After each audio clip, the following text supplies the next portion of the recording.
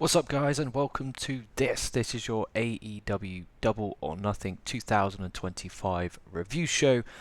I'm your host LK from SOS Wrestletalk. If you haven't done so already, hit the like button, drop a comment on your thoughts and opinions on this show, and smack that subscribe button. Win, loss, or tie, as always. My days have just got finished watching this show. My fuck, are they long? They are so long. Please, please, Tony, if you listen to me just once, just one time, if you take anything I say, not that you'll be watching this, but if you accidentally click on this on your recommendations, please do not make these shows so fucking long.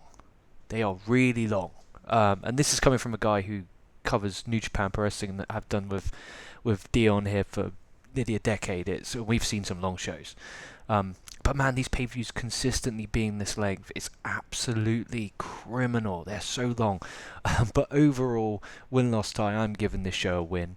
I did thoroughly enjoy the show, and that's the thing, TK, he's the king of pay-per-views. When it comes to wrestling pay-per-views, there is no one who does it like him. In my opinion, I think AEW hands down usually do tend to have the best pay-per-views out there compared to their competitors, if you will, in WWE and even TNA and I would say Ring of Honor, but it's the same thing and it's just shit.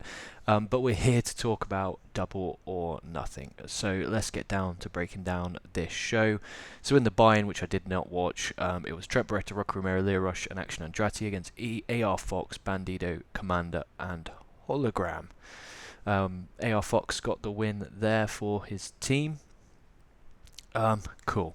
Then we had the Owen Hart Cup Tournament Women's Final. We had Mercedes Moné defeating Jamie Hayter in a pretty damn good match, to be honest with you. Heading in, I think wrestling as well, it's like TV shows.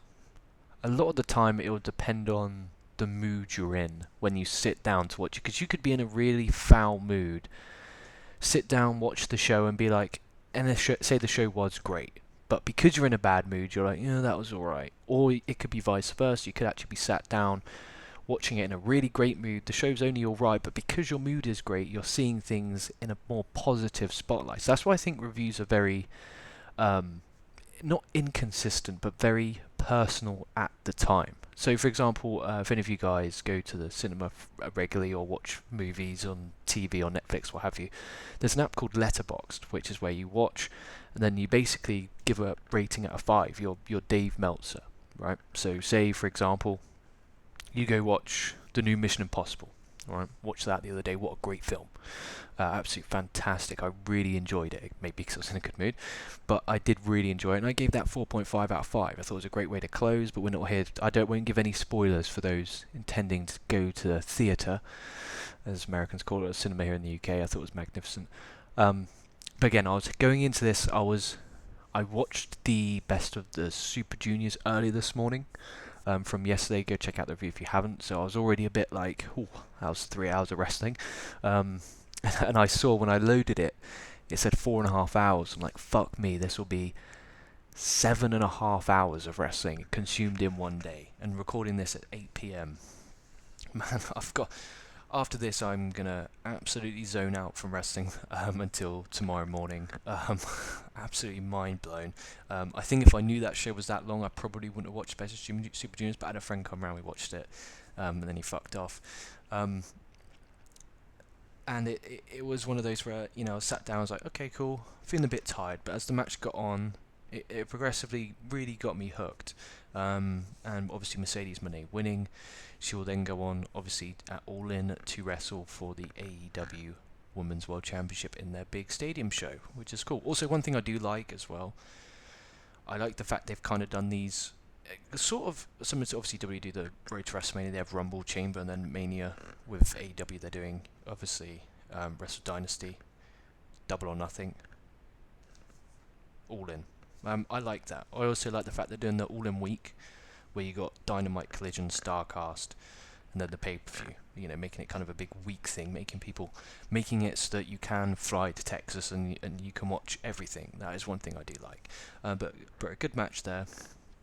It was a crazy looking finish. So Mercedes Moné basically countered the DDT into a kind of a package. but basically spiked her right in the head. It was really brutal. But overall good stuff there. Then we had FTR versus Nigel McGuinness and Daniel Garcia. This one was, yeah, it was what you expected it to be. It's always good to see Nigel in the ring. And then, excuse me, FTR obviously getting the win for this one is absolutely what is the right thing to do. Sorry, I'm looking at fucking their actual website for the results, and it's like they give like a spoiler-free review, if you will, of the show, and it's absolutely horrible, so I'll get off that. So FTR did get the win here over Garcia and McGuinness, and Garcia is one of those, man, where when I watch him, I'm like, oh, he's really good, and then I don't know if I'm just not emotionally connected, and I don't think it's his fault. I think he's a really good wrestler, but sometimes the stories, I think this does happen a lot in AEW, you got some really great wrestlers, but the stories that they're given, they're just not that great. I think this is a good story, obviously, very similar to what WWE did with, and that's what they'll say. And by the way, I'm not one of these people who will bash AEW because they love WWE, and I'm not one of those people that will bash WWE who loves AEW. I love both. I love wrestling. I don't get how that's not a common thing. Loyalty to a company is strange. Is what it is. But if you're like that, fair enough. Maybe it's different styles and you only like one style. Is what it is. Anyway, it's very similar to the Gunther and Pat McAfee stuff that happened over the last month or so, where Gunther attacked Michael Cole. So they were doing the same thing with Tony Schiavone. So that's why Nigel McGuinness is in there, and obviously he's teaming with Daniel Garcia, so that works. Really good match. It was just good stuff. And then we had a stretcher match between Ricochet and Mark Briscoe. Briscoe doing some crazy shit. He was a bloody mess. Absolutely covered in his own blood. I love the fact he wore a white t-shirt as well, just because then that really expresses the blood even more. He hit a really nice froggy bone off the top to the floor or to the outside, putting Ricochet through the table, and then they called it a stretcher match. Now, to my recollection, now this could be there's not many, stretcher matches in the archives of wrestling history, but I was under the impression that you win the match by putting someone on the stretcher and pushing them down into like a finish line, right?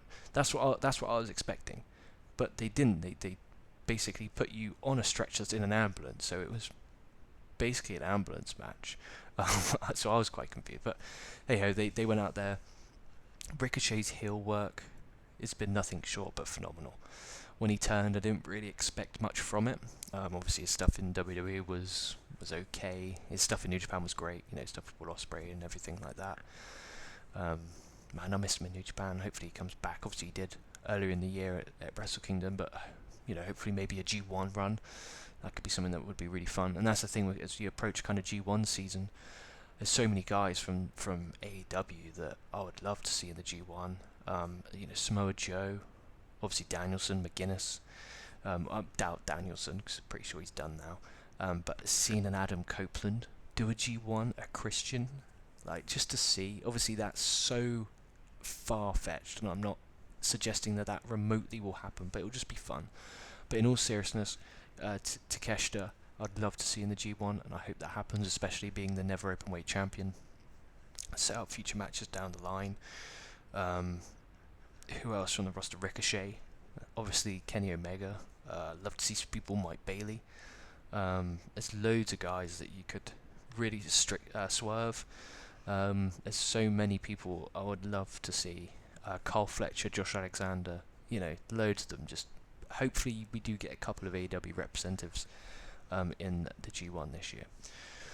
And then we had, the Hurt Syndicate defeating the Sons of Texas, which is Dustin Rhodes and Sammy Guevara. So forms because I don't watch Ring of Honor just because I don't like wasting valuable minutes of my life. And that's no disrespect to any of the boys wrestling there. It's presented in a way that is unimportant. So if you present it as unimportant, I will perceive it as unimportant and I won't watch it. It's the exact same effect that 205 Live had. You know, the actual shows itself, the people that watched it, 9 times out of 10, it was actually a bloody good show.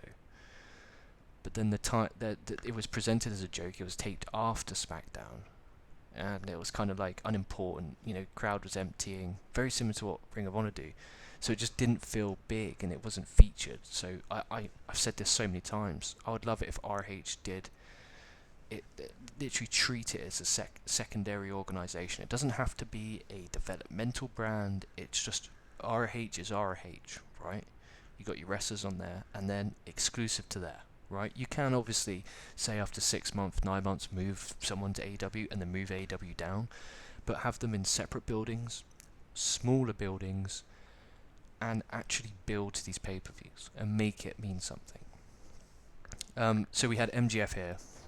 We had the Hurt Syndicate, Bobby Lashley and Benjamin defeating the Sons of Texas to retain the AEW Tag Team Championship.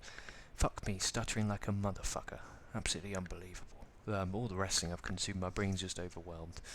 No, it's because it's 8:05, haven't had my dinner yet. So I'm definitely looking forward to wrapping this bad. No, I'm not looking forward to wrapping this bad, but this is good fun, and I really do miss doing this all the time, and I'm really going to try and do it as more often as I can. But I'm looking forward to dinner. So this one came on, and I was like, oh man, I really don't care. I said to my friend who was there, I really don't give a fuck. Are they building? Is the whole point of this building to an MJF versus Bobby Lashley? Like, that's not really a marquee match. Why, you know, there's so many other options. You could do MJF, you know, you could even do fucking MJF Joe, MJF Okada, MJF Omega, Moxley, obviously world champion, what have you. There's so much you can do. And they're doing Lashley. I mean, it is what it is. Who knows, it might turn out to be great, right? And I might sit here and eat my words in a month's time, and a month and a half time for when I sit here and do an All in Texas review. But the match itself was alright. Quite like the spear through the barricade, that was sweet. But the Hurt Syndicate got the win. And then we had Okada defeating Speedball Mike Bailey to retain the AEW Continental Championship in a really good match. And you're always expecting this to be good. You would almost put money on the fact this was going to be good. So much good shit. The great chemistry. I always love watching Bailey hit the triangle moonsault from the inside to the outside of the ring. I think that's incredible. The fact he does it and how he lands every time is just incredible. But yeah, we need to start doing more of Okada in these singles runs. You know, last month Brody King for the title. This month Mike Bailey the start. Hopefully they teased Kenny Omega at the end of Double or Nothing. Not at the end, but after the Kenny Omega match when he returned. So I don't know why we're not starting to build that. And hopefully they do. But it is what it is. It was a really good match. And I'm looking forward to Okada versus Omega. Presumably the plan still. And then we had Timeless Tony Storm defeating Mina Shirakawa in just over 15 minutes in a pretty solid match for the AEW Women's World Championship. Good back and forth. No complaints here. We're building towards Tony Storm and Mercedes Moné. That's all that was. This get Mina on the show. They had a good match, so you're not going to be like, oh fuck that match. But did that need to be on pay-per-view? In all due respect, no, it did not. Did Kazuchika Okada versus Speedball Mike Bailey, as great as it was, need to be on pay-per-view? No, it did not. Did the Hurt Syndicate against the Sons of Texas need to be on pay-per-view? No, it did not. Right? Okay, everything else needs to be Don Callis trios match. So that's 12.50. So we'll call that 13. We'll add the 15 from the Timeless. We're now at 28. Speedball 16. We're at 42. Hurt Syndicate 56. We're now at 56 of in-ring time. Count entrances, video packages. We'll call it an hour and a half. Cut that from the show. We have 3 hours of a show. It's that simple. You don't need to have, including the pre-show, 11 matches on your pay-per-view. It's just not necessary, especially when 2 of them go over 30 minutes. It's just not necessary. It's just too much. Especially when, you know, back in the day when you were doing 1 pay-per-view a quarter, that's fine. But when you're doing 3 a quarter, I think that's a lot. There shouldn't be, 14 hours of pay-per-view between the last 3. That's so much. It really is a lot. And then we had the fun of the show. We had the Anarchy in the Arena match, and this was fun. Oh yes, it was. We had Kenny Omega, Swerve Strickland, Willow Nightingale, and Samoa Joe, Hobbs, and Katsuyori Shibata defeating the Death Riders, which is Jon Moxley, Claudio Castagnoli, Marina Shafir, Wheeler Yuta, and the Young Bucks in 35 minutes, and this one was chaos. Absolute chaos. What good fun I had watching this match. It was unbelievable. If you only watch one thing for this show, torn between this and the main event, right, you have to watch this. It's so, especially if you like kind of after so much intense wrestling for like at this point 3 hours, it was so nice to go down, you know, and especially when they let the bodies hit the floor for like 3 or 4 times as they're fighting around. Yuta gets thrown off the kind of edge of not the building, but the edge of the the balcony, onto everyone on the floor. Then Omega did a moonsault off there. Nick Jackson with the nasty swanton off the top of the LED board. Kenny Omega getting the BTR with thumbtacks in his mouth. Swerve getting the win with the double stomp with the tacks. You know, so much went on there. The spot where Swerve uses the staple gun, and you know, someone went for a running dropkick and he just stapled him midair. I just thought it was really good. Everything about this was fun. It was as if they went out there and had fun, and it felt that way. That is what AEW should be. It should be the alternative to the WWE. It should be different. It shouldn't be less than, right? It shouldn't be worse. It shouldn't be better in theory, because it should be the top don. It should be different. You know, it doesn't. You know, that's what made AEW different. That's what made, you know, TNA back in the day different, when it was the alternative with the 6 sides. Whether it's, you know, ECW back in the day, that was different. It was edgy. That's what AEW needs to be, and this had that ECW feel to it, and that's something that I wish they went back to, because they used to be that way. You know, with the original guys, like, you don't need the Edges, the Christians, and as great as they are, you do need 1 or 2 of them, but you don't need all of them. Right, and you just need to have great wrestlers go out there. You're all elite wrestling. You need to go out there and have great elite style matches, but really good fun. Let's cap that story off now. Hopefully move on to Omega versus Okada. Obviously Moxie's now going 1-on-1 with Hangman, and it'll be interesting to see what the rest of the chappies do. And then we had a really filler match here between the Don Callis family and the Paragon, which is Cole O'Reilly and Roderick Strong, in a trios match. Yeah, it was get them on the show, eh? I couldn't have given less of a fuck if I tried, and that's the problem. That's a Dynamite. That's a Dynamite or a Collision match. There's no need for that to be on pay-per-view. No need at all. Thank you for wasting my time, Tony. Appreciate that. Even though they did go out there and put on a good match, right? I'm not kind of, you know, that all those 6 involved are incredible wrestlers, right? But the story wasn't there. It was like a real calm down moment, and it was just like, oh, thanks for that. Then we had the main event. We had Hangman Adam Page defeating Will Ospreay to earn himself an AEW World Championship match at All In Texas in 40 odd days time via pinfall, in a really good match. I reckon maybe instead of doing a star rating, I'll predict what Dave gave it. I reckon Dave will give that a 5.5. That's my prediction. I reckon he'll give that a 5.5. On a scale of, you know, out of 5, he'll give it a 5.5, 100%. Isn't it weird? You can like watch a match now, after, especially the older you get, the probably easier it is, but you could watch a match and be like, I reckon Meltzer like that. I don't reckon Meltzer like that. And it's really crazy, but I mean, it was a really good match, and I'm just really confused why Page didn't win, why Ospreay didn't win this.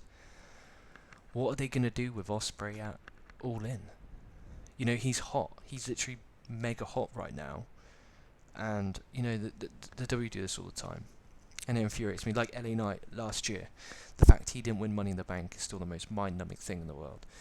But we won't talk about that, because we don't want to. People who don't like WWE, we don't want them to be offended. They clicked on an AEW review video. They don't want to hear about WWE. Okay.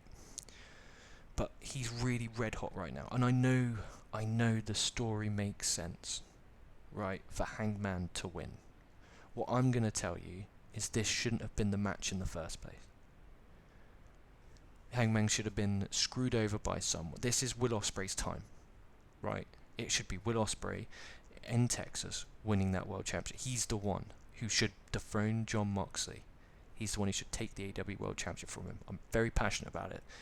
I think in this time, he's been there a year now, give or take. And he's had incredible matches. His reactions are crazy. Every building he goes to, he's cheered, he's loved, he's mega hot, and he's not an ex-WWE guy. He's not. He's obviously from New Japan and Rev Pro and UK Indies and stuff. But most importantly, he's basically an AEW guy through and through now. Right? So why don't we put the belt on him and have him run with it for a while? We can go back to this Hangman Page story at any other time. And I know the story does make sense for Hangman Page winning, right? I'm not a moron. I know it makes sense for the story narrative, the whole principle of it. That's cool. I like that. I dig it. It's in Texas. He's a cowboy. Makes sense, right? But Will Ospreay is your hottest guy right now, putting on the best matches, killing it. Have him get a major rub by defeating Jon Moxley, and then Ospreay becomes an even bigger star, right? Which is the whole purpose of this heel Moxley run, is that when someone dethrones him eventually after his near year long title reign, it means something, right? That's the purpose. So, in my opinion, I think it's wrong that Ospreay didn't win this one and doesn't go on, but who knows, maybe it becomes a triple threat match. You just have no idea. I think that's really the only way around it, to be honest with you, because what are they going to do with Ospreay? Really, what are we going to do? Go after the TNT title? Go after Okada? Is that the plan? Go after Daniel Garcia? What are we going to do with Ospreay? Really? Quite stressing, quite confusing. But I won't take away from the match. The match itself was unbelievable, and you really should go out of your way to watch it. But with that in mind, guys, I want to thank you for watching. Really do appreciate it. Apologies, I've been a bit stutterish. I had a really long day today. Looking forward to grabbing some grub, having a nice cup of tea, and I'm in the process of watching the new Dexter Origins. It's not new. It's been out for a long time. It's just there's so much I need to watch. It's been in my backlog for a while, so I'm looking forward to sitting down and watching that. So with that in mind, guys, thank you so much for watching. Stay safe, stay well, and I'll be catching your asses down the line.